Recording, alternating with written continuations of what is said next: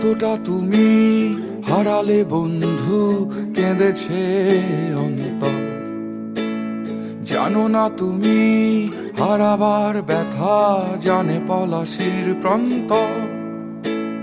কতটা তুমি হারালে আনাস 24-এর একজন অকুতোভয় যোদ্ধা।